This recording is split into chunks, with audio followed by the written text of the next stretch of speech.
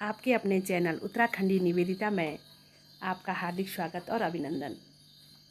मेरे बुजुर्ग व्यूअर्स को मेरा सादर प्रणाम और मेरे नन्हे मुन्ने बच्चों को प्यार भरा आशीर्वाद। मोरल स्टोरी की सीरीज़ को आगे बढ़ाते हुए आज की कहानी है एक राजा और उसकी पुत्री की। उससे एक सुविचार कि पैसा आपको ऊपर ले जा सकता है, लेकिन आप पैसे को कभी भी अपने साथ ऊपर नहीं ले जा सकते हैं। तो लीजिए दोस्तों, कहानी शुरू करते हैं। एक बार एक राजा होता है और उसकी एक बेटी होती है। राजा दिल का बहुत नेक था, अपनी प्रजा का बहुत ध्यान रखता था, लेकिन उसका कोई पुत्र नहीं था। तो वह इसी चिंता में परेशान रहता है कि मेरा पुत्र नहीं है, अब आगे जीवन में इस राजकाज को कौन संभालेगा, मेरी प्रजा को कौन संभालेगा, कैसे करके आगे हम बढ़ेंगे, मेरी प्रजा का क्या होगा या मेरे राज्य का क्या होगा। उसके मन में एक विचार आता है और वह अपने मंत्री से कहता है कि कल सुबह हमारे राज्य में जो भी व्यक्ति प्रथम प्रवेश करेगा, हमारे राज्य में आप मेरे पास लाएं और वही व्यक्ति इस राज्य का अगला राजा बनेगा। यानी कि मैं उस व्यक्ति से ही अपनी पुत्री का विवाह करूंगा और वह व्यक्ति ही हमारे राज्य का राजा बनेगा। मंत्री राजा से कहता है कि आप एक बार सोच लीजिए, आपने घोषणा तो कर ली है, लेकिन यह एक बहुत बड़ी बात है, आपने पुत्री का विवाह करवाना है और कैसे ऐसे हो सकता है। लेकिन राजा कहता है नहीं, ये ठीक रहेगा, आप मॉर्निंग में ऐसा ही कीजिएगा जैसा मैंने आपको कहा है। दूसरी सुबह होती है और मंत्री साहब राजा के पास एक व्यक्ति को लाते हैं जिसके कपड़े बहुत फटे पुराने थे, जूते पैरों में जूते नहीं थे, बालों में कंघी नहीं थी। वो उस व्यक्ति को मंत्री राजा के पास लाते हैं और कहते हैं कि महाराज, इस व्यक्ति ने ही आज हमारे राज्य में आज हमारे राज्य में प्रवेश किया है। आपके कथनानुसार व्यक्ति है जिसने आज प्रवेश किया है। राजा कहता है ठीक है, और राजा उसी क्षण अपनी पुत्री का विवाह उस व्यक्ति से करवा देता है और उस व्यक्ति को राजा घोषित कर देता है और अपने को संन्यास लेकर के कहीं चला जाता है। राजा कहता है, उस व्यक्ति से कहता है कि अब आगे का कार्यभार, आगे का सारे कार्य तुमने करने हैं, ये मेरी पुत्री है, उन दोनों का विवाह करा देता है और अपने को संन्यास लेकर राज्य से कहीं बाहर चला जाता है। जो नया व्यक्ति था उसके तो मानो किस्मत ही खुल गई थी। वो भी दिल का बहुत अच्छा था, इस तरह से वो देखभाल करता है जैसे कि पुराना राजा करता था।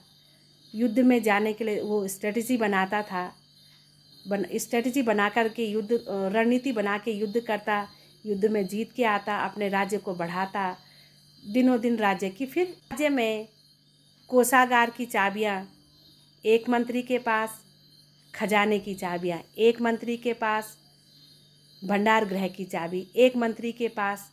लेकिन इस राजा ने एक चाबी अपने कमर में बांधी थी। जो चाबी राजा ने कमर में बांधी थी, उस चाबी पे ही सबकी निगाह रहती थी। सब सोचते थे कि ये चाबी, जब सारी चाबियां राजा ने सब मंत्रियों को अलग अलग दे रखी है, सारी जिम्मेदारियां सबको दे रखी है, राजा सब पे विश्वास भी करते हैं, तो ऐसी क्या बात है इस एक चाबी में जो कि राजा ने केवल उस चाबी को अपनी कमर में बांधा है। मंत्री लोग राजा से पूछते हैं कि इस चाबी में ऐसी क्या खास बात है जो आपने अपनी कमर में बांधी है। तो राजा मंत्रियों से कहता है कि ये आपके जानने का विषय नहीं है, और मंत्रियों की बात का जवाब नहीं देता है। मंत्री लोग परेशान हो जाते हैं, उनकी उत्सुकता बढ़ जाती है कि इस चाबी में या उस कमरे में ऐसा क्या है कि जो वो चाबी राजा ने अपने पास रखी हुई है। बाकी चाबियां राजा ने सब हमें दे रखी हैं। अब मंत्री सब मिलकर के रानी से सलाह मशवरा करते हैं कि जो राजा की कमर में चाबी बंधी हुई है, उस चाबी में ऐसा क्या है, उस कमरे में ऐसा क्या है कि राजा ने वही चाबी केवल अपने पास रखी है। रानी राजा से पूछती है, राजा नहीं बताते हैं। रानी अन्न त्याग देती है, जल त्याग देती है, अपनी बात मनवाने के लिए कि उस कमरे में ऐसा क्या है, ये पूछने के लिए, ये जानने के लिए रानी को उत्सुकता होती है। और ये सब जानने के लिए रानी अन्न जल को त्याग देती है। फिर राजा विवश हो जाता है। राजा रानी को ले जाता है, जिस कमरे की वो चाबी थी उस कमरे को खोलता है। वो कमरा बिल्कुल खाली था, लेकिन उस कमरे की एक दीवार पर कुछ कपड़े, फटे पुराने कपड़े टके हुए थे। रानी कहती है यहाँ तो कुछ भी नहीं है, आपने ये फिर चाबी अपने क्यों बांधी हुई है, क्यों रखी हुई है अपने पास? तो राजा कहता है कि यहाँ कुछ नहीं है, लेकिन यहाँ मेरा शुरुआती जीवन है। जो फटे पुराने कपड़े हैं वो मेरा शुरुआती जीवन है। भला हो तुम्हारे पिताजी का कि उन्होंने मुझे राजपद दिया, मैं इस राजपद को भोग रहा हूँ। और जब जब मेरे दिमाग में यह बात आती है कि मैं राजा हो गया हूँ, मुझे सारे काम अच्छे से आते हैं, मैं अपनी प्रजा का निर्वहन अच्छे से कर रहा हूँ, मैं सारी युद्धों को जीत रहा हूँ, मैं रणनीति के तहत युद्धों को करता हूँ और जीतता हूँ, मेरे राज्य का विस्तार हो रहा है, जब जब मेरे दिमाग में यह घमंड चढ़ता है कि मैं बहुत आगे बढ़ चुका हूँ, तो तब तब मैं इस कमरे में आता हूँ और अपने शुरुआती स्ट्रगल के दिनों को देखता हूँ और फिर मैं फिर से विनम्र हो जाता हूँ कि मुझे ये कहाँ से मिला है, कितने स्ट्रगल से मिला है। मैंने इसके लिए जो मेरा शुरुआती टाइम था, मैंने कितना स्ट्रगल किया है। और पुनः मैं फिर जब सोचता हूँ, समझता हूँ, तो मैं हम्बल और विनम्र हो जाता हूँ, अपनी प्रजा के प्रति वफादार, कर्तव्यनिष्ठ हो जाता हूँ।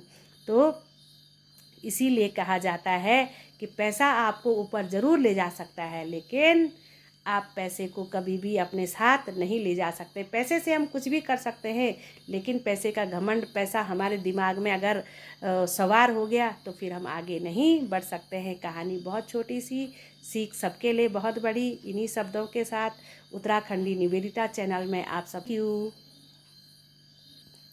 स्वस्थ रहिए, मस्त रहिए और अपने अपने जीवन में व्यस्त रहिए। इन्हीं मंगल कामनाओं के साथ कीजिए कुछ ऐसा कि हर कोई करना चाहे आप जैसा। धन्यवाद।